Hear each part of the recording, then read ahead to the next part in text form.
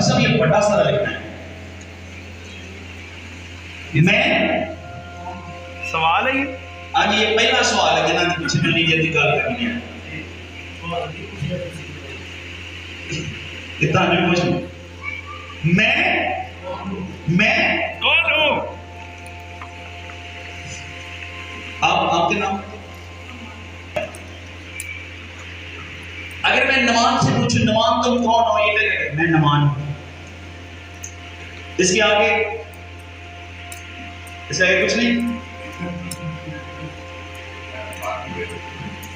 Okay, आप नमान जुवेद हैं। एक और नोटिफिकेशन, आपके वालिद का नाम नमान है, आपकी घर कहाँ है, आपके पेरेंट्स कहाँ हैं, आपकी फिर मुझे जात भी शायद बता देंगे क्या बटी। हाँ, जात पे हम बड़ा फख्र करते हैं, यीशु पे फख्र करते हैं, ठीक है। जात पे आप बटी हैं, आप नमान हैं, आपके वालिद का नाम क्या है?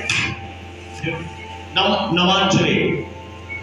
आप लोग क्या समझते हैं, क्या यही शनाख्त है नमान की, या इसके आगे भी है?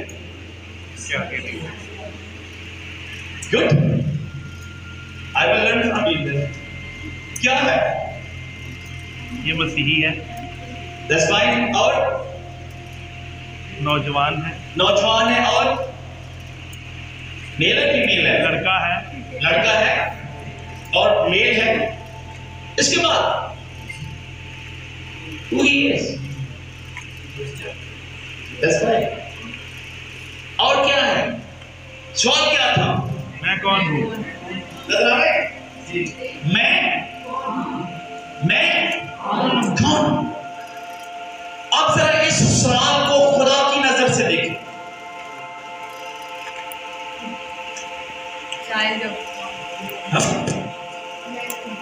मैं खुदा का। This wonderful answer. It's very good. But after that, आपके जहन में क्या आता है? आपने भी मेरी मदद करनी है, कुछ आपके जहन में आदमी सीखा।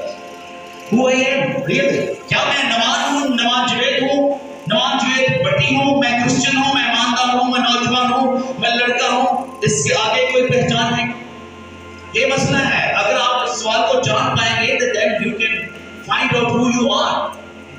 जब आप अपनी शनाख्त को ढूंढ लेंगे, तो फिर आप अपनी मंजिल को भी पालेंगे। और जब आप मंजिल को पालेंगे, तो फिर आप कह सकते हैं मैंने अच्छी कुछ थी। तो जब मंजिल ही नहीं लगी, रास्ता ही नहीं लगा, गली नहीं लगी, तो पहुंचना था। मैं कौन हूं? खुदा ने थैंक यू नमान के लिए तालीम दे मुझे खड़ा की किताब में हो सकता है पानी की बोतल मुझे दे। खुदा ने जब ये कहा कि आओ हम इंसान को अपनी और शबीह पर, और फिर खुदा ने अगली आयत में लिखा है खुदा ने इंसान को अपनी शक्ल और सूरत पर पैदा, नर और नारी पैदा किया। पहले कहा कि आओ हम बनाएं, और दूसरी बात क्या? पैदा। अपनी बात की तस्दीक कर दी, इमेज है।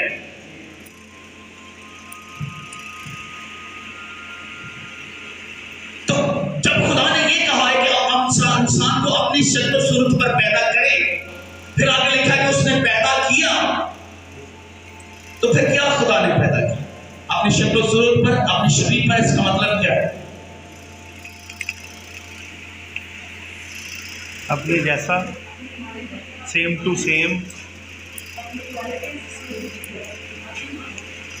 बहुत जबरदस्त जवाब है। अपनी माने, अपनी क्वालिटी और सेम टू सेम। इधर आइए।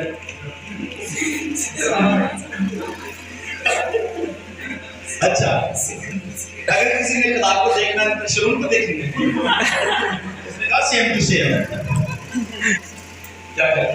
अच्छा, मुझे बताएं, फिर खुदा की दाढ़ी भी होगी, मुझे भी होगी ना।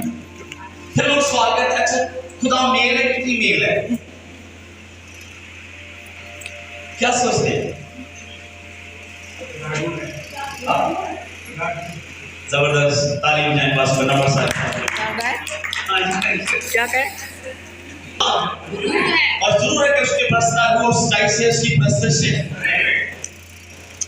ते जब खुदा ने कह रहे कि आओ हम इंसान को अपनी शक्ल और सूरत पर अपनी शबीह पर बनाए और फिर लिखा है उसने हमको पैदा किया नर और नारी पैदा किया अपनी रिजेम्बलेंस पर। तो फिर ये आसान है कि फिर जैसा खुदा है वैसा ही उसने पैदा किया ना इंसान। अगर मैं कहूं शरून का भाई शरून की तरह है और आपने उसके भाई को नहीं देखा, आप शरून को तो देख रहे हैं, तो आप क्या कहेंगे फिर इसका भाई सेम पास शरून साहब की तरह। आपको बात समझ आ रही? तो जब खुदा ये कह रहे हैं कि अब हम इंसान को अपनी शक्ल और सूरत पर पैदा करें और खुदा क्या है? खुदा क्या है?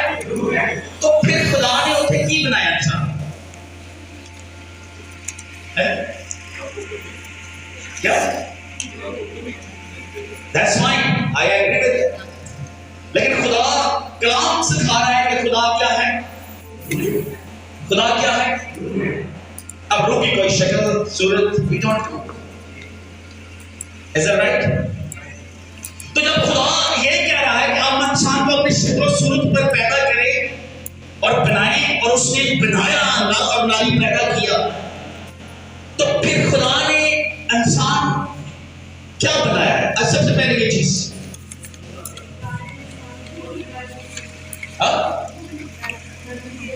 जो सवाल क्या है? अगर हम इधर से निकल के फिर आगे बहुत है, हमने एक मीटिंग में जा रहे हैं, जरा जेल रहे आप सब बाइबल स्टूडेंट हैं। सवाल क्या है? मैं अच्छा इंसान को जब बनाया, इंसान तीन चीजों का मरकब है, मैं आपको हेल्प कर रूह बदन और जान। ये खुदा यीशु ने कहा कि उनसे मत डरो जो तुम्हारे जिस्म को कत्ल कर सकते हैं, बल्कि उससे जो तुम्हारे रूह जिस्म और रूह समेत उसको खत्म कर सकते हैं। There is a spirit. ठीक है?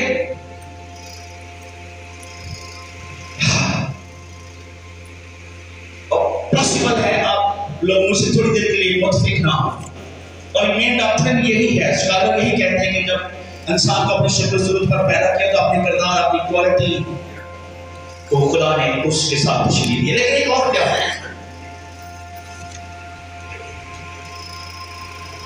तो ये जरूरी नहीं है कि आप मेरे साथ मुतफिक हो, you must study your Bible. दूसरे बाब में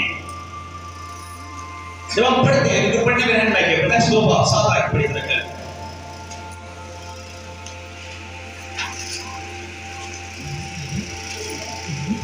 दो बात 7 आयत। और खुदा ने जमीन की मिट्टी से इंसान को बनाया और उसके नस्लों में जिंदगी पर क्या किया है खुदा ने? इंसान को he made his body, ये कैसे पढ़ेगा? और खुदा ने जमीन की मिट्टी से इंसान को बनाया और उसके नस्लों में जिंदगी का दम। रुक जाओ, जब पहले बाब में हम पढ़ते हैं वहां पर मिट्टी का जिक्र है। पहले बाब में जब हम पढ़ते हैं 26 आयत में खुदा ने कहा कि आओ हम इंसान को अपनी शक्ल सूरत पर, अब पढ़ी देर जरा जल्दी से, क्योंकि अब इससे निकल गए आगे you will learn who we are. बस जानिए आपको थोड़े से पेशेंट रहने पे जी पढ़े। फिर खुदा ने कहा कि हम इंसान को अपनी सूरत पर अपनी शबीह की मानंद बनाए और वो समंदर की मछलियों और आसमान के परिंदों और चौपायों और तमाम जमीन और सब जानदारों पर जो जमीन पर रेंगते हैं इख्तियार रखें।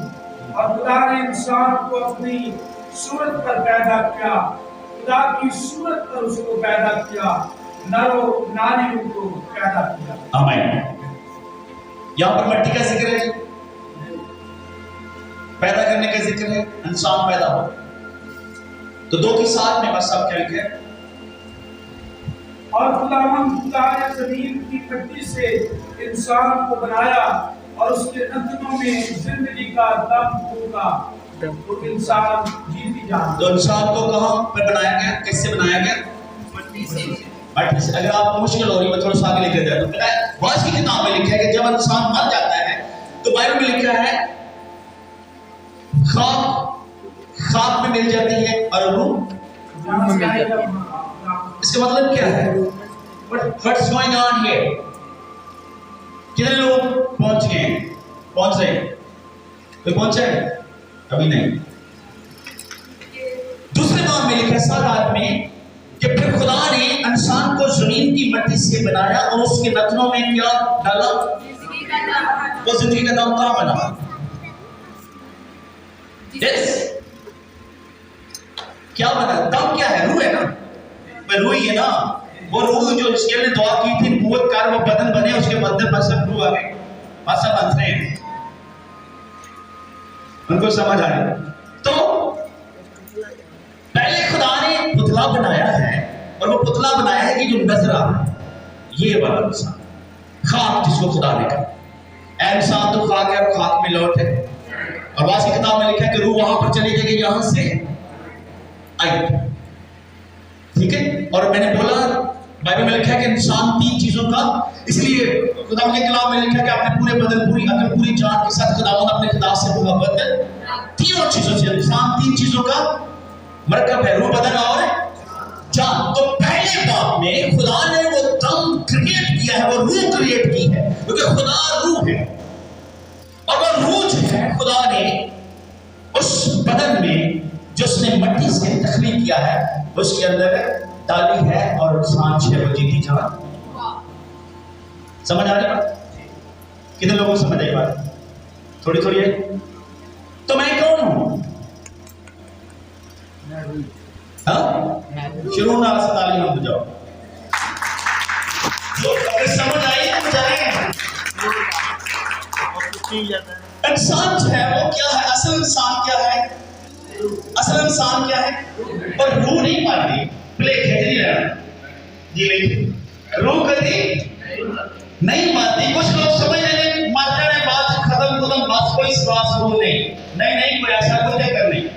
उन्हें उससे दोनों अलग ग्रंथ के ऊपर मुताबिक जेड़ा उन्हें बदन देना है वो बदन का रूह मिलना है तो वो बदन जो जिंदा होएगा कुछ अवधि हयाती के वास्ते ते कुछ पर पोथी है ते बदन होएगी तो दर्द तकलीफ से आखिरी नो लगेगी ना ते रूह नहीं बननी। तो असल इंसान क्या है? असल इंसान क्या है? असल इंसान क्या है? ज़ुबूर 104 उसकी 30 आयत में पढ़े।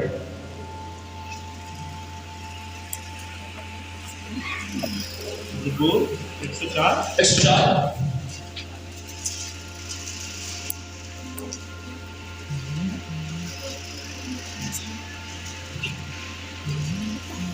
वो अपना चेहरा छुपा लेता है और ये परेशान हो जाते हैं तो इनका दम रोक लेता है और ये मर जाते हैं।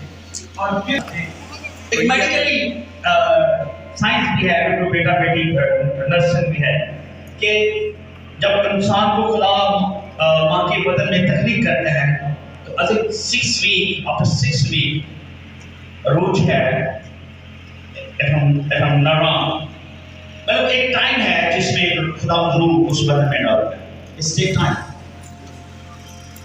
और इंसान 3 चीजों का मरता और रूह कभी नहीं मरती। तो रूह कहां से आती है? आसमान से। ते जाती कितने? और खाक कहां से ली गई और कहां पर जाती है? जमीन में। तो मैं कौन हूं? मैं कौन हूं? और मैं आपको सच बता रहा हूं खुदा के खादमीन के सामने, अगर हम अक्सर ये कहते हैं मेरी रूह मेरे अंदर है, बाइबल की रूह से अगर हम ये कहें कि मैं इस बदन में रहता हूं, बजाय कि ये कहूं कि मेरी रूह इस बदन में है, ये मैं लफ्ज है अपने बदन के लिए नहीं बल्कि रूह के लिए होना चाहिए। The real person is the spirit। असल इंसान जो है वो रूह है, उसके बाद वो मेल है फीमेल है। ते उनते आसमान के असी फरिश्तियां नहीं माने होंगे, कोई मेल फीमेल वाला चक्कर। समझ आ रही बात? कितने लोगों को मेरी बात समझ आ रही? कुछ मुश्किल तो नहीं लग रहा? It was hard but was fine है। तो रूह जो है वो हमेशा जिंदा रहे और उस रूह को खुदा दोबारा से बदन देगा। और उसका एग्जाम्पल हमने हिस्ट्री 37 में हम देखते हैं सेम तरीके से खुदा ने कहा नबूवत का, फिर हड्डी से हड्डी छुटती है और फिर सब कुछ नबूवत हुई और फिर वो उनके अंदर उनकी रूहें वापस आई। तो रूह आसमान पर चली जाती है और वो कभी नहीं मरती, और उसी रूह को दोबारा से वो बदन देगा तो वो बदन फिर सोने नहीं सड़ पाते ते फिर खुदा दी हजूरी दे विच ते 12 महीना दे जेड़े फल ने ते जिंदगी दे दरख्त दे फल और सारे को एंजॉय करते। हैप्पी? समझ आ रही बात? तो आप क्या हैं? मैं कौन हूं? मैं कौन हूं? मैं कौन हूं? अच्छा, एक और मजे की बात, बगैर बदन के रूह जो है जमीन पर इलीगल। अगर बदन खत्म हो जाए और रूह अगर घूम रही है तो उसको फिर रूह नहीं, और मैं उसको एक और लफ्ज़ इस्तेमाल करते हैं। रूह से पहले क्या आता है? बद इलीगल। किसी भी रूह का अगर बदन नहीं है तो वो जमीन पर गैर कानूनी है। और कानून क्या है? ये बॉडी शनाख्ती कार्ड है, पासपोर्ट। और अबलीस को या बदरूह को जब कोई फंक्शन करने का लेता है या किसी के अंदर बढ़ जाता है। समझ आई मेरी बात? अबलीस ने क्या किया? आगे में किसी का उसने शनाख्ती कार्ड चढ़ाया। किसका चढ़ाया? तो खुदा ने साफ तेरी whenever he want to function, the spirit, वो उसको बॉडी की जरूरत है और बॉडी के जरिए से फिर वो, तो कोई भी जो रूह है वो बदन के जो बगैर रूह है वो बदरूह है। ठीक है, ये मसीही अकीदे के मुताबिक सही। तो मैं कौन हूं? मैं कौन हूं? रूह, मेरी जान खुदावन की, यस, मेरी रूह खुदावन। तो ये रूह है और रूह जो है वो खुदावन की सेम है। जब खुदा कलाम करता है तो इंसान की रूह के सिग्नल से वो रूह है, असल इंसान रूह है, खुदा इंसान की रूह के साथ मुखातब होता है। और जब रूह शादमान होती है और अक्सर से वो बदन, रूमियात पाक के मतलब बदन और रूह की लड़ाई है। बदन कहता है मैं तो इधर फिल्म ड्रामे देखना, रूह कहती नहीं तो आप नहीं। बदन कहता है थोड़ी सी पी लेंगे हैं, वो रूह कहती मार देगा, बंदे में खुद मरे। It's a fight. तो असल इंसान जो है वो क्या है? रूह है। आगे चलें, ये नंबर पहला सवाल। अगर किसी ने पॉइंट लिखी है दैट्स वेरी गुड। सवाल नंबर 2, मैं कहां से आया? तो आप कहां से आए? कहां से आए? तो जाना के थे? समझ में आ रही बात? हमारा वतन कौन सा है और जमीन पर किस लिए भेजा गया? ये भी एक सवाल है। उसने हमें बदल दिया, उसने हमारी रूह को जमीन पर भेजा। और हिसाब किधर आता है? जिन्हों भेजा जाता है। याद रखिए, आपकी रूह आसमान से आई है तो हिसाब उथे पूरा ਤੁਹਾਡਾ बायोडेटा पढ़ा, कंप्यूटर सब कोड रूह का लगा है। बगैर हिसाब के कुछ नहीं। तो मैं कहां से आया? ऐसा देखिए ज़बूर 139 उसकी 15 आयत।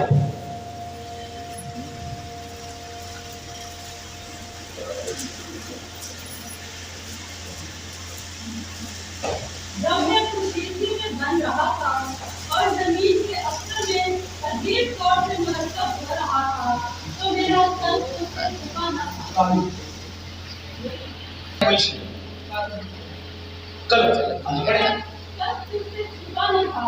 तेरी आंखों ने मेरे बेबसी माथे को देखा और जो अय्याम मेरे लिए मुकर्रर थे वो सब तेरी किताब में लिखे थे। आमीन। तो मैं कहां से आया? सवाल क्या है? मैं कहां से? मैं कहां से? तो जवाब क्या है? मैं आसमान से। मैं आसमान से। पहला सवाल क्या था? दूसरा सवाल क्या है? ते जवाब होता कि तो जाना कितने? बात के मुताबिक में खुदा ने इन चीजों को जोड़ा और बाद में फिर वो उनको अलग कर रहे। समझ आ रही बात? इंसान और जो सोल है या जान है, ये आपके इमोशन, आपके जज्बात या आपके दिल या आपकी सोच की असलियत है। आपकी फीलिंग को जान कहा गया है। नंबर 3, अब जल्दी से आगे चले। मैं क्यों पैदा हुआ? मैं क्यों कितने लोग बोर हो रहे हैं? ये मैंने पूछा कितने लोग बोर हो रहे हैं, ये मेरा सवाल है। नहीं बोल कोई बोर हो रहे हैं? मैं क्यों पैदा हुआ? मैं क्यों पैदा? What is the purpose of my life? Why I am born? या मुझे उसने क्यों पैदा? मुझे पता चल गया मैं कौन हूं, मुझे पता चल गया कि मैं कहां से आया हूं। अब सवाल है कि उसने मुझे आसमान से भेजा है, मुझे पता है कि मैं रूह हूं, और मुझे पता चल गया कि मैं आसमान से आया हूं। अब तीसरा सवाल है कि उसने मुझे आसमान से जमीन पर क्यों भेजा? Why is shed me on earth? क्या सोचते हैं? यशाया 43 उसके 21 आयत जरा पढ़े जल्दी से।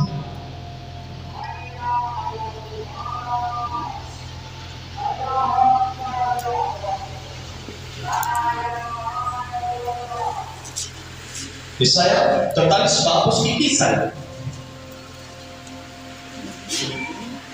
तो वो अपने लिए बनाया ताकि वो मेरी, तो सवाल क्या था? मैं क्यों पैदा? मैं क्यों पैदा? मैं क्यों पैदा? मैं क्यों पैदा? ताकि मैं सारी रात बोलते बैठ के क्यों ना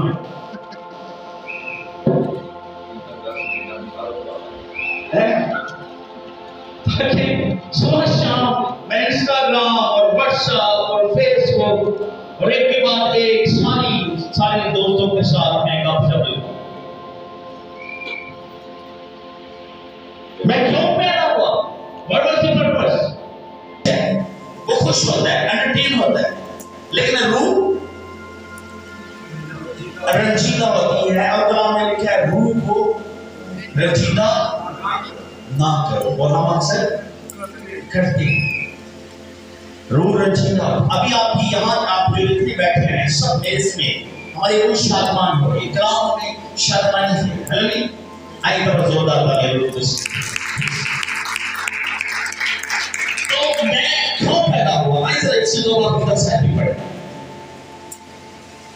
क्योंकि हम उसी की कारीगरी हैं और मसीह यीशु में उन नेक अमाल के वास्ते मखलूक हैं जिनको खुदा ने पहले से हमारे करने के लिए तैयार किया था। अगर आप खिदमत कर रहे हैं तो आपके पैदा होने से पहले उसने आपको काम ये दिया। That's what it's mean. Exactly. यानी तो खुदा क्या कह रहे? इससे पहले कि तो अपनी मां के बदन में आता, आई नो यू। उसकी जिंदगी का मकसद, पर्पस पहले से मुकर्रर था। आपकी जिंदगी के भी मकसद पहले से मुकर्रर है, खुदा ने किए हुए। मसला क्या है? ना तो हम उस तरफ जाते हैं, ना उनको ढूंढते हैं, ना खुदा को रूह को खुश करते हैं, फिर हमारी जिंदगी हैप्पी हो। फिर मियाँ में भी तो लड़ाई झगड़ा होगी, जय पानी बनना बात से कोई बात नहीं। मैं जानता हूँ मैं कौन, मैं जानता हूँ मैं कहाँ से आया, मैं जानता हूँ मैं कहाँ जाऊँगा। ये क्या सवाल? तो जब हम जान जाते हैं, जब हमें पता चल जाता है, फिर हमें छोटी छोटी चीजें जो है वो इशू नहीं करती। किसी ने हमें चीट किया, रूह में सिखाएगा, हमारी एनर्जी को भी किसी ने चीट किया, कोई बात नहीं। किसी ने धोखा दिया, कोई तो क्या आप जानते हैं कौन है? मैं क्यों पैदा? चौथा सवाल, सवाल नंबर 4, मैं क्या कर सकता हूं? मैं क्या कर सकता हूं? ये इतना मुश्किल सवाल है। अक्सर लोग बेमदख्शी गेम थे, जो स्किल खुदा ने हमें दी होती, खुदा उस स्किल को अपने जलाल के लिए इस्तेमाल करता है। आपको पता है परूस वो खुदा ने पहले से सिखाया था, वो शरक आलम, और खुदा ने उसके नॉलेज को यहूदियों के लिए इस्तेमाल किया। कितने लोग जानते हैं मत्ती क्या करता है? मत्ती रसूल, जब खुदा ने मत्ती को चुना तो क्या कर रहा था? मत्ती रसूल मत्ती की इंजील 9 बाब में उसकी 9 आयत में अपनी गवाही टेस्टिमनी शेयर करता है और मत्ती रसूल लिखता है अपनी कलम से, वहां पर यीशु ने मत्ती नाम एक शख्स को देखा जो रसूल देने वाली चौकी पर बैठा हुआ। उधर कोई मैच नहीं, बोलने क्या मैं उठे बैठा। देखे जरा खुदा के काम, खुदा के लोग, हम अपनी जात को पहले वहां पर लिखा है कि वहां पर मत्ती वो अपनी कोई खुद शेयर कर रहे हैं, मरकज में शेयर कर रहे हैं अपनी कोई याद है कहना एक किसी ने तो अपनी लोगी छाटी के करते हैं वो अपने भाले लेके से हम अपनी तरीके पहले करते हैं अपने खुदा की बात। तो मत्ती रसूल का काम क्या था, क्या कर रहा था? वो लिख पढ़ रहा, वो टैक्स कलेक्टर था, लिखने पढ़ने वाला शख्स था और खुदा ने उससे अपनी अंजील लिखवाई। He had this guts and skills। उसके बाद उसको पता चला कि मेरी स्किल, मेरा मकसद, मेरी जिंदगी का पर्पस मशहूर लेना, पैसे इकट्ठे करके कागज पर लिखना नहीं, कुछ और है। और पहले उसके दोस्त कौन थे? शराबी, गुनाहगार लोग, दौलतमंद लोग। और उसके बाद उसके दोस्त कौन थे? यूहन्ना, बरतम्मा, याकूब, अंद्रयास, ये उसके दोस्त। हालेलुया। ते जदों सानू साडी जिंदगी दा मकसद मिल जाता है ते साडी रफाकत भी चेंज हो जाती है, साडा हल्का अभाव भी चेंज हो जाता है। और शर्त ये है कि पहला लबो मकसद की, तो फिर जेड़े उस मकसद से लगे ने उन्हां ना जाके जोड़ो, तो फिर आपकी जिंदगी सेटिस्फाई हो, फिर आप कहेंगे यस मैंने अपनी दौड़ को मुकम्मल, मैंने अच्छी कुश्ती लड़ी, अब मेरे कोच का वक्त। अब वो देखिए मार्टिन हेनरी,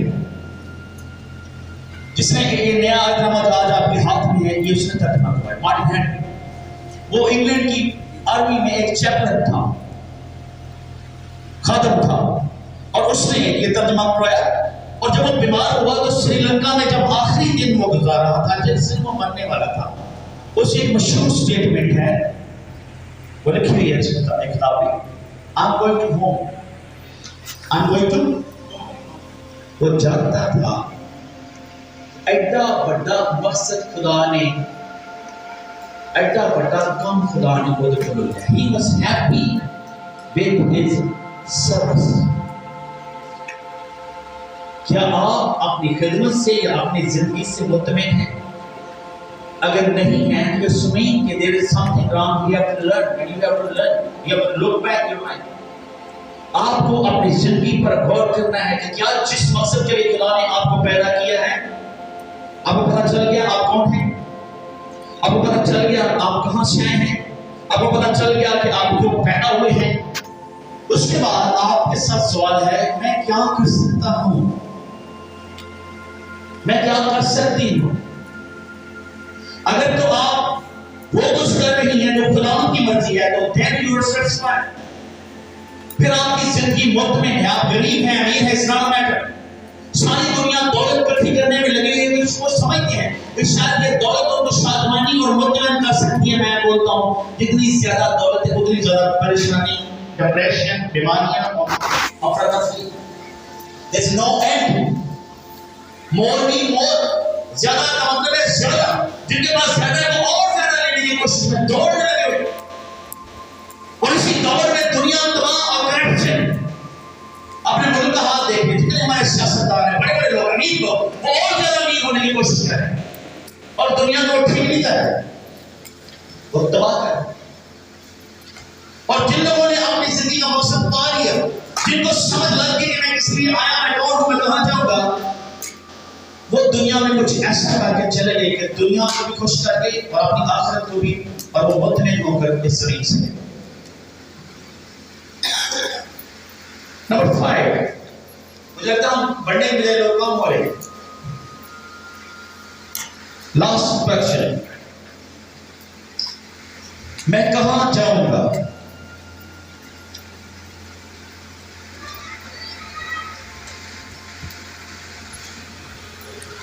इसमें आप सब मेरा साथ देंगे इस सवाल को सीखने के।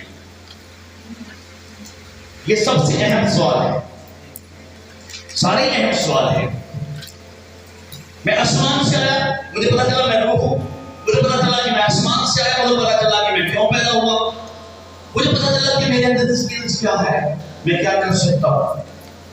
लास्ट क्वेश्चन में आ गया हूं जमीन पर और मैं कहां जाऊं? मैं इनके मैं खुदा की वाशे में जाऊंगा, नहीं जाऊंगा, मैं कहां जाऊंगा? आप क्या सोचते हैं? कोई जवाब नहीं।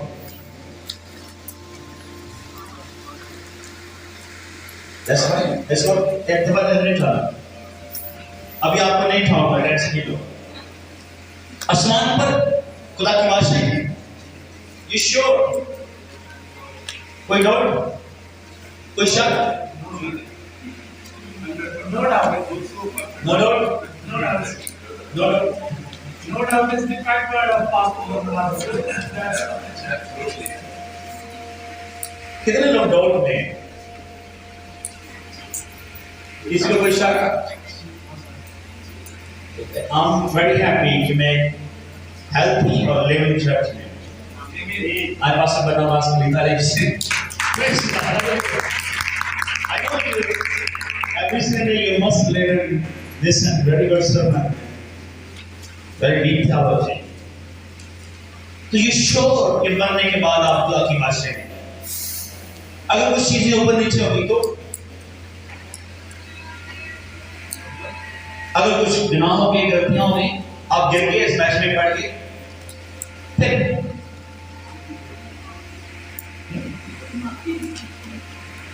माफी। अच्छा मैं बताऊं, नब्बे सब लोग श्योर नहीं है बट दिस फॉर यस। मैं सही कह रहा हूं? क्या समझते हैं आप? What do you think?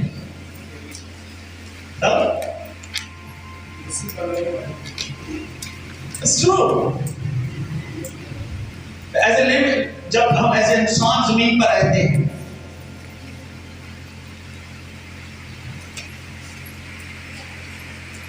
क्या कोई कह सकता है मेरे अंदर कोई गुनाह है? कोई हाथ उठा के कह सकता है? तो है तो सही, तो फिर लेकिन सर कह नहीं सकता, लेकिन कहना पड़ेगा तो ठीक है समझाएगा। क्या किसी ये कहना पड़ेगा कि मुझे गुनाह नहीं है, मेरी को पता है कि बात है। आप कहेंगे कि मुझ में गुनाह नहीं है? मैं बिल्कुल आपको उठाऊंगा, टेंशन नहीं लिया, आप मुझे हेल्प करें। यस यस, लेकिन हमें इस बैलेंस को कराना पड़ेगा, फिर क्यों बात करेंगे? गुनाह के साथ तो नहीं जा सकते, आप मुझे सिखा सकते हैं, तो गुनाहगार को नहीं कहेगा बात से। अगर हम गुनाहगार, बाइबल तो कहती है सबने गुनाह किया खुदा के जलाल से, सबका मतलब है एवरीवन। आदम को let's go. We're going to debate on this. That's why. ये मेन सवाल है, हमारे पास 15 मिनट भी हैं, we can talk on it. हम सब एक दूसरे से सीखेंगे, सही है? ये खास सवाल है, और अगर आज हम ये सीख कर चले गए, you will get free. आदम ने कितने गुनाह किए? हमने कितने गुनाह किए बाकी अगर से निकले? एक। तो हम दिन में कितने करते हैं? हाँ?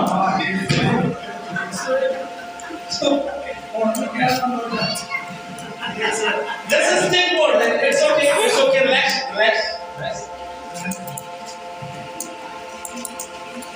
कितने गुनाह किए आपने? और क्या हुआ? रिजल्ट? अगर आपके सामने 100 kg दूध है, अभी मैं गाँव में छत्ती चक में, तो ऑस्ट्रेलियन काउ थी, वो शायद 14 किलो में, 15 किलो के एक मंथ में, तो 2 किलो में 30। तो अगर वो 3-4 गाय का दूध निकालें तो वो 100 kg दूध बन जाए, आपके सामने है, और वो एक ड्रम में डाला हुआ है, और आपके सामने कोई खाए गोबर और उसमें फेंक दे थोड़ा सा, आप ये कोई पिएगा? अगर आप कहेंगे आपने 99 अच्छे काम किए हैं, तो एक अगर खराब हो गया, जजमेंट है, अदालत है कि नहीं? तो ईसाई में खुदा अदल का खुदा है और उसने अदल पूरा पूरा मसीह की तस्दीक है। कीमत पूरी पूरी चुकाई गई। वही गाल है उसी ने मैंने बल्कि किसी और ने वो कीमत अदा की। लेकिन फिर सवाल, और ये बड़ा अहम सवाल है और मैं आपको एक और बात करूं, ये सवाल पीटीएक्स एमटे स्टूडेंट भी उनके दिमाग में होता है, पूछते ही नहीं, अंदर झूठना क्लियर नहीं होते। आजाद, ये इसको कहते हैं इल्म नजात, शख्सी नजात का तजर्बा हो, तो जिनको खुद तसल्ली नहीं हो, उसे की तसल्ली दे, तो इज नॉट क्लियर। वजह तो आप अगर चाहते हैं आप बात करें, अगर हम अपने गुनाहों का इकरार कर लेते हैं तो माफी चाहते हैं तो हमें माफ करने में सच्चा हो। That's right. लेकिन उसी बात में लिखा है कि जब उसी में जवाब आप पहला ही नाम की बात करें, ठीक है, वो फिर गिना देंगे और फिर यीशु जी की दुआ पर बस चाहिए कि तुम कामों बोलो मत की चीज पांच बार लास्ट है तो ये बस चाहिए कि तुम कामों बोलो किस तरह तुम्हारा आसमान का फिर प्रकाश में हर बंदे को हर काम का अजर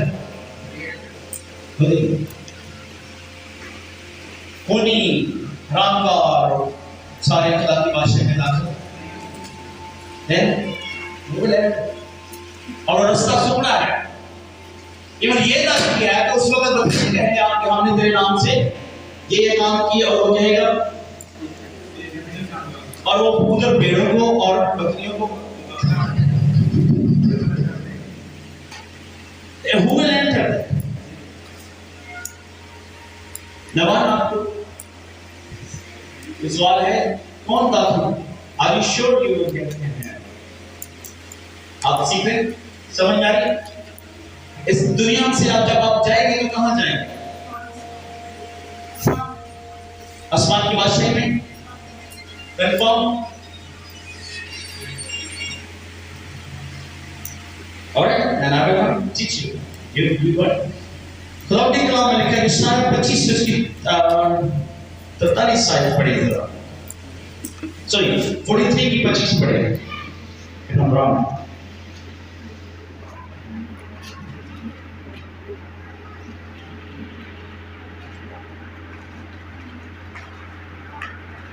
मैं ही वो हूँ जो अपने नाम की खातिर तेरे गुनाहों को मिटाता हूँ और मैं तेरी खुताओं को याद नहीं रखूंगा।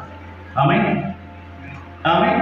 अच्छा ये ज़्यादा वक्त नहीं है हमारे पास और आप डिबेट करना नहीं चाह रहे, इस पर लेकिन आप जरूर सवाल कीजिएगा, हमें कभी भी आए इस पर बात करें।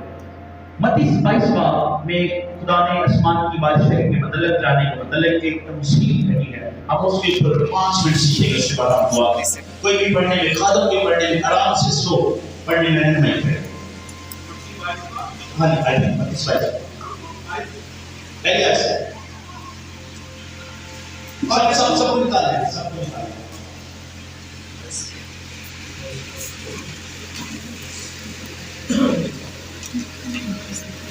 मान लिया सबने?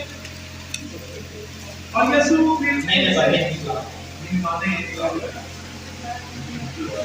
मत्ती 22 मत्ती की इंजील उसका 22 बाब उसकी पहली आयत खुदा की बादशाही की मुतल्लिक़ एक तमसील है। और यीशु फिर उनसे तमसीलों में कहने लगा, आसमान की बादशाही उस बादशाह की मानिंद है जिसने अपने बेटे की शादी की और अपने नौकरों को भेजा कि बुलाए हुओं को शादी में बुला लाए, मगर उन्होंने आना न चाहा। फिर उसने और नौकरों को ये कहकर भेजा कि बुलाए हुओं से कहो कि देखो मैंने सियाफत तैयार कर दी है, मेरे बैल और मोटे मोटे जानवर ज़िबा हो चुके हैं और सब कुछ तैयार है, शादी में आओ। मगर वो बेपरवाही करके चल दिए, कोई अपने भेड़ को कोई अपनी सौदागरी को, और बाकियों ने उसके नौकरों को पकड़कर बेइज्जत किया और मार डाला। बादशाह गजबनाक हुआ और उसने अपना लश्कर भेजकर उन खूनियों को हलाक कर दिया और उनका शहर जला दिया।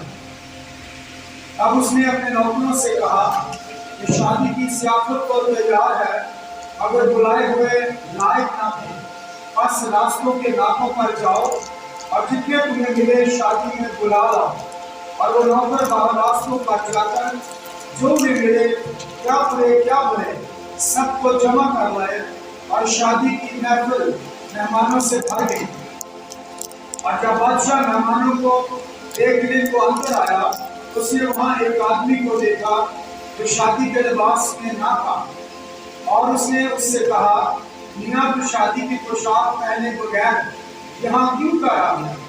लेकिन उसका मुंह बंद हो गया।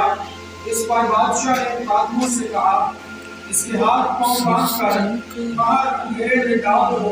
वहां रोना और दांत पीसना होगा, क्योंकि बुलाए हुए तो बहुत है मगर बरसीदार कोई। सब कहेंगे आमीन। आप मुझे बताएंगे यहाँ पर क्या हुआ है? कोई बेटी मुझे बताएगा? ऊपर वाली आयत में क्या लिखा है? आसमान की बादशाही उस बादशाह की मानद है जिसने अपने बेटे की और फिर उसने मेहमानों को बुलाया। अब इस बादशाह कौन है इसमें? खुदा बाप, खुदा बाप। और बेटा कौन है? खुदावंद यीशु मसीह। बेटा कौन है? और क्या हुआ जब बुलाया मेहमानों को? तो वो आए जिनको बुलाया था। फिर उनके साथ क्या किया बादशाह ने? उनको मारा, उनको मार दिया। उसके बाद बादशाह ने एक और काम किया। बादशाह ने अपने नौकरों को यानी अपने फौजियों को मिलिट्री को भेजा है और उनसे क्या कहा? किधर जाओ? चौकों पर, मोड़ों पर, और क्या करो? जो मिले बड़े या भले ये अगली 10 आयत है। 10 आयत को जरा बुलंद आवाज से पढ़े। और शादी की महफिल मेहमानों से रोकते और वो नौकर गए कि जितने उन्होंने मिले, क्या लिखा है? जितने उनको मतलब किताब में लिखी खुली वड्डी शाह, कोई अनलिमिटेड, जितने उनको मिले। और अगली बात बहुत तलब है, आगे क्या लिखा है? क्या बुरे क्या भले मतलब चंगे माड़े हर तरह के लोग उसके अंदर शादी की महफिल मेहमानों से। अब एक और सवाल, उनके पास शादी का लिबास कहां से आया? सिर्फ एक आदमी वहां पर मिला जिसके पास शादी का लिबास था। अब जो बुलाए हुए थे उनके पास तो लिबास था। अगर कोई रिश्तेदार नाराज भी हो ना, तो उसको ये होता है कि कहीं कोई दूसरा बंदा आकर मुझे कहीं से ना करने को शायद कपड़े तैयार करने को उसने नहीं सकता। तो चार को लगे कि शुरू में बैठा रहता है, जाने ना पड़े इमरजेंसी तो जस्ट गेट रेडी। वो जो कहते नहीं है नहीं जाना, पर वो तो शायद जाना ही पड़े तो शायद। लेकिन वो तो हुई नहीं, वो लोग तो आए नहीं। और जो आए हैं उनको पता नहीं था कि आज हमारे साथ होने क्या वाला है। आज हम शाही मेहमान बनेंगे। तो कोई अपने काम से निकला, कोई मजदूरी के लिए निकला, कोई दूध लेने निकला, कोई दही लेने निकला, कोई दवाई लेने निकला, किसी काम से कोई मेहमान चाह रहा होगा, किसी भी काम से वो जा रहे हैं। उनको उन्होंने पकड़ा है और लेकर आए हैं और फिर क्या भरे होना दे, मुंह दुबे नहीं दुबे कुछ पता नहीं, कपड़े कैसे थे कुछ पता नहीं। उनके पास शादी का लिबास कहां से आया? लिखा एक आदमी वहां पर मिला है जिसके पास शादी का लिबास है। अगर आप गौर से इसको पढ़े तो कहां से आया उनके पास शादी का लिबास? बादशाह ने आप ये बात को ऐसे उत्सुक से कह सकते हैं? आपका नाम क्या बेटे? समीना।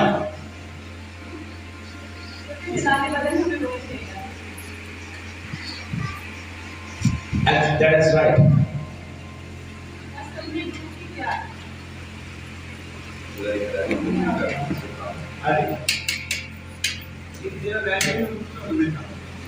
उसने लिया नहीं। You're right. मैं आपको बताता हूँ हुआ क्या है। मत्ती रसूल जब अंजील लिखना है, अगर हम इसे सीखना है तो जरूरी है, क्योंकि मत्ती जो है वो यहूदी है।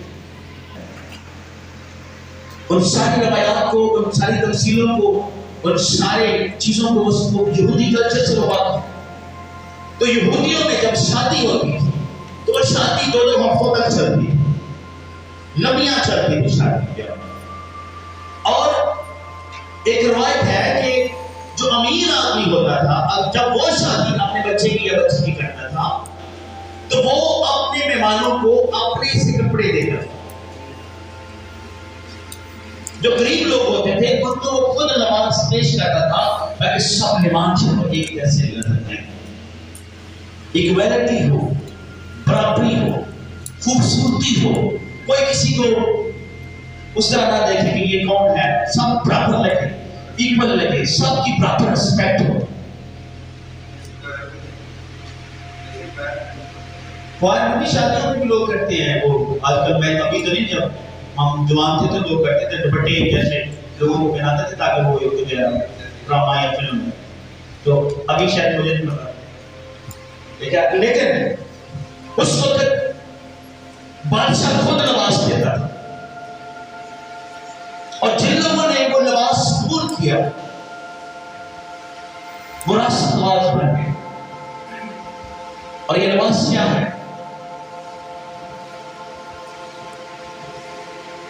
मेरे और आपके खुदा यीशु मसीह, जिसने उसको कबूल कर लिया, उसको वसूल कर लिया, उस लोगों को अपने बदन पर, अपनी रूह पर, अपनी जिंदगी पर मांग लिया, एक्सेप्ट कर लिया, उसको शख्सी निजात देता। उस बड़े का लहू उसके गुनाहों को छुपा देता है और खुदा को हमारे गुनाह न देता है। Praise God. Good clap if you like.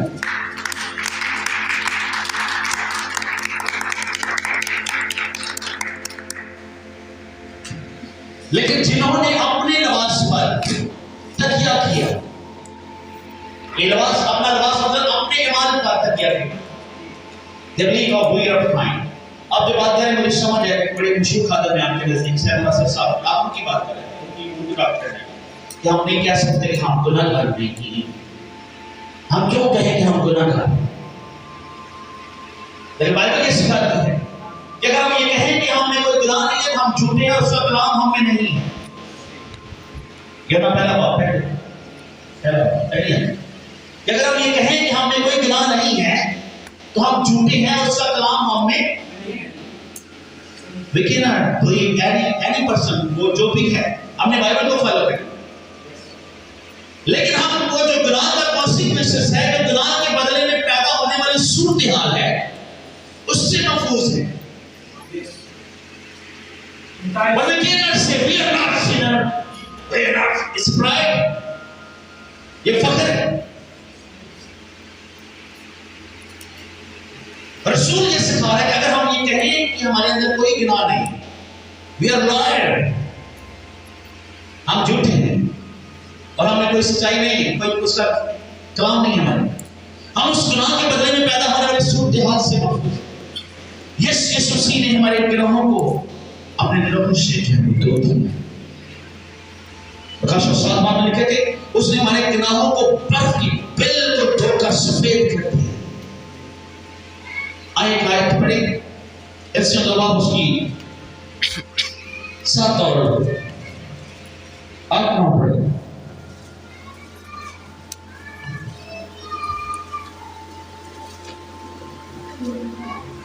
इससे जवाब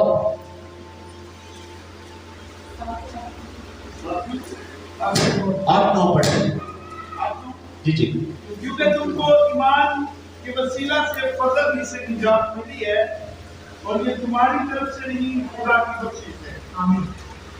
आगे और ना अमाल के सबब से है ताकि कोई फख्र न करे। आमीन। You got it? समझ आई? आपको समझ आई? ना अमाल के सबब से है ताकि कोई फख्र है। तुम्हें किस तरह निजात मिली है? अच्छा, हम अक्सर ये बोलते हैं कि ईमान के वसीला से हमें निजात मिली। यस, आपका ईमान है, लेकिन उससे पहले क्या है? फजल है, ग्रेस है, यीशु का खुदा का फजल है। मिसाल के तौर पर अगर आपके अकाउंट में बहुत ज्यादा पैसे हैं और बैंक आपको लॉटरी का चेक बुक इस्तेमाल के सिर्फ एटीएम इस्तेमाल कर सकते हैं, तो बेशुमार खजाना है, और खजाना क्या है? फल है। और जो एटीएम कार्ड है वो आपका ईमान है। आप उस एटीएम कार्ड को लगाते हैं and you got the grace, फिर आप माफी को हासिल करते हैं। फजल ऑलरेडी मौजूद है, उसने फजल कर दिया, उसने दुनिया से ऐसी मोहब्बत रखी कि अपने इकलौते बेटे को। अगर जो कोई ईमान लाए, जो वो एटीएम हासिल कर दे, हलाक ना हो बल्कि हमेशा की जिंदगी, दैट इज हिज ग्रेस।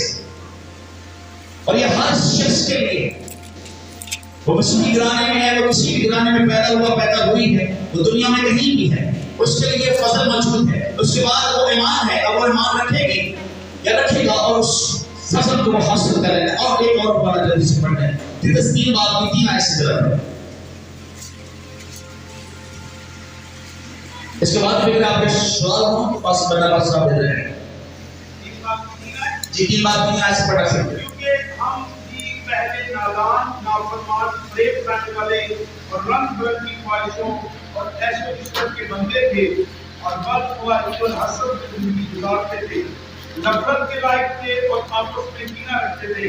मगर जब हमारे नबी खुदा की मेहरबानी और इंसान के साथ उसकी उल्फत जाहिर हुई तो उससे हमको निजात दी, मगर रास्तबाजी के कामों के सबब से नहीं जो हमने खुद किए, बल्कि अपनी रहमत के मुताबिक नई पैदाइश की वसअत और उसके हमें नया बनाने की वसीला से जी, जिसे उसने हमारे नबी यीशु मसीह की मार्फत हम पर इताअत से नाज़िल किया, ताकि हम उसके फजल से रास्तबाज ठहरकर हमेशा ताकि हम उसके फजल से ताकि हम उसके फजल से ताकि हम उसके फजल से हमेशा की जिंदगी की उम्मीद के मुताबिक बारिश करे। ये बात सच है। आगे भी बढ़े जबरदस्त। और मैं चाहता हूँ कि इन बातों का यकीनी तौर से दावा करे, आमीन। जिन्होंने खुदा का यकीन किया है वो अच्छे कामों में लगे रहने, काम अच्छे करने में। लेकिन रसूल क्या, मैं चाहता हूँ कि तू यकीनी तौर पर इन बातों का प्रीच नहीं करनी, दावा कर कि तेरी निजात यकीनी है और ईमान से है और फजल से है और उन नेक अमाल से नहीं जो मैंने और आपने किए। It is only grace of God जो हमें निजात देगा। लेकिन इसके साथ फजल जो है वो गुनाह का लाइसेंस नहीं है। रसूल सिखाता है कि अपने बदनों को ऐसी कुर्बानी होने के लिए पेश करो जो खुदावंद के हुजूर पसंदीदा। रसूल सिखाता है कि क्या शरीयत बुरी है? कहता नहीं, शरीयत भली है, वो हमें रास्ता दिखाती है। लेकिन शरीयत जो है हमें माफी तक खुदा की बादशाही में दाखिल नहीं कर सकती।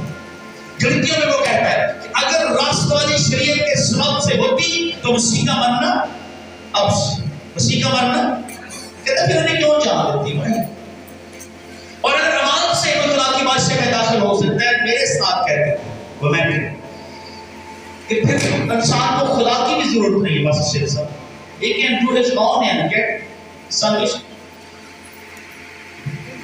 तो हम जो हैं निजात याफ्ता है, निजात पसीर नहीं है। निजात पसीर बेटियां से निजात पसीर नहीं है।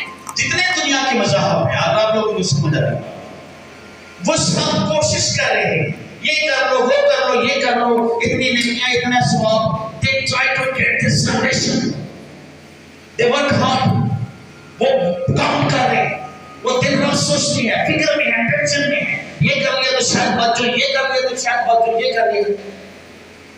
गॉस्पेल अंजीर खुशखबरी यही है, यू आर सेव। तो पांचवा सवाल क्या था? तो कहाँ जाएंगे बस लेने से? Is that okay now? Can we pray now? I तारीफ चाहिए ताकि बाकी मैं कहता जितनी तसल्ली आज आपने पाई है उसी कदर हम दुआ करेंगे, शुक्र से दुआ करेंगे। 5 मिनट आपके कदमों पर खड़े होकर दुआ करें, रूह कुदस के लिए शुक्रिया अदा करें। यीशु के लिए, इसके कोड़ों के लिए, उसकी माफी के लिए, इसके फजल के लिए, इसके कलाम के लिए, इस जगह के लिए, खादमीन के लिए, सारे वक्त के लिए, खुदा के मंसूबे के लिए जिसने हमें आज यहाँ भेजा था कि हम सब मिलकर उसके कलाम से सीखें और पढ़कर आई दुआ मांगे। Thank you Jesus. पास्टर बरनबास से गुजारिश है वो थोड़ी देर के लिए दुआ में हमें लीड करें। Thank you Jesus. हालेलुया। आप दुआ करें, सब दुआ करें। हालेलुया। आइए अपने लबों को खोलिए और दुआ करना शुरू कीजिए। आइए सब खुदा की शुक्रगुजारी कीजिए इसके फजल के लिए। आइए प्लीज अपने लबों को खोलिए। आइए खुदावन की तारीफ करना शुरू कीजिए।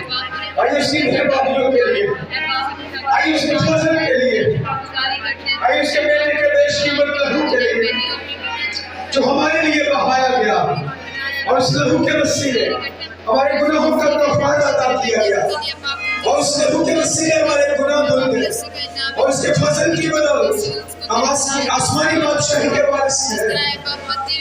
आइए खुदा के इलाही मंसूबे के लिए, आइए खुदा के फजल के लिए उसकी तारीफ कीजिए।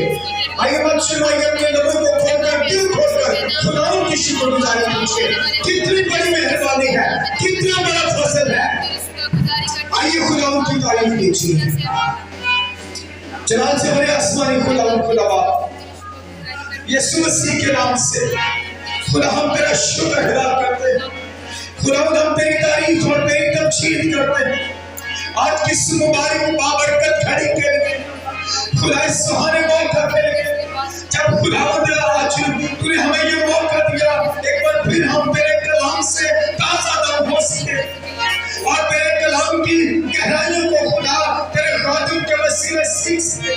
खुदा जितनी बातें तेरे जिंदा पाक कलाम में से पेश की गई है, एक एक बात के लिए खुदा यीशु मसीह के नाम से हम तेरी तारीफ और तेरी तमजीद करते, तेरी शुक्रगुजारी करते। अपने खादिम को और ज्यादा बरकत दे ताकि तेरा खादिम तुझ में रहते हुए और ज्यादा सच्चाई से खुदा तेरे कलाम को पेश करने वाला और खुदा जितने लोगों पर फजल हुआ और उन्हें आप जानते हैं और जिन पर खुदा का फजल हुआ है वो अपनी निजात के वारिस बन गए हैं। खुदा हम तेरी तारीफ करते हैं, तेरा शुक्र करते हैं तेरे फजल के लिए, तेरे करम के लिए, तेरी मेहरबानियों के लिए, तेरे बेटे के पाक लहू के लिए।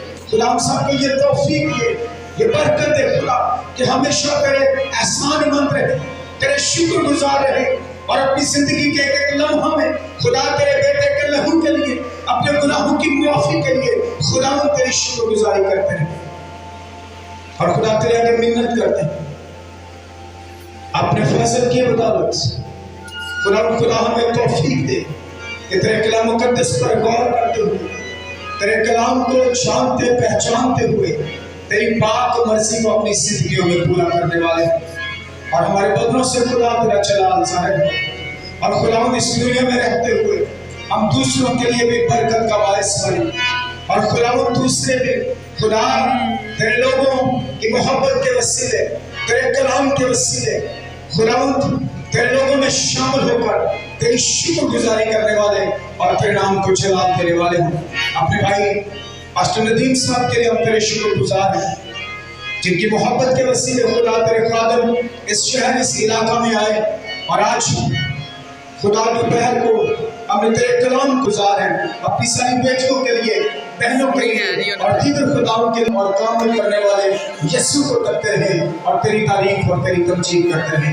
शाम की इबादत के लिए भी खुदा जो जिना पार्क में है तेरी बरकत चाहते हैं, तेरा फजल चाहते हैं, बहुत सारे लोग खुदा उस इबादत में शरीक हों और तेरे कलाम के वसीले बरकत पैदा कर पाएं। यीशु के जलाली और कद्दूस नाम में ये दुआ मांगते हैं। आमीन आमीन। आइए हम सब मिलकर वही दुआ करेंगे जो हमारे मुनज्जी खुदा यीशु मसीह ने अपने शागिर्दों को सिखाई और से कहा जब तुम दुआ करो तो कहना, आए हमारे बाप तू जो आसमान पर है, तेरा नाम पाक माना जाए, तेरी बादशाहत है, तेरी मर्जी आसमान पर भी है, जमीन पर भी हो। हमारे रोज को आज मिले, जिस पर कुछ माफ किया है, जो हमारे गुनाहों में माफ कर, हमें आशीष मिला, अपनी बुराई से बचा, क्योंकि बादशाह कुदरत और जलाल हमेशा तेरे हैं। आमीन। और दरख्वास्त है खुदा के खादिम पास्टर बूटा यूनुस बूटा साहब से कि वो प्लीज सामने आए और बरकत के कलमात से रुक सकते हैं। अब हमारे खुदा में यीशु से कहता है, खुदा बाप की मोहब्बत, पाकरू की रफ़ाक़त, शराकत, इत्मीनान, तसल्ली और सुख आप सबके साथ, इस कलीसिया के साथ, राहीम यानफा की कलीसिया के साथ, सारे खादमी के साथ और आपकी आने वाली नस्लों के साथ हमेशा कहते हैं। खुदा बाप, खुदा बेटे, खुदा रूह कुद्स के नाम से आमीन। God bless you. बहुत शुक्रगुजार है।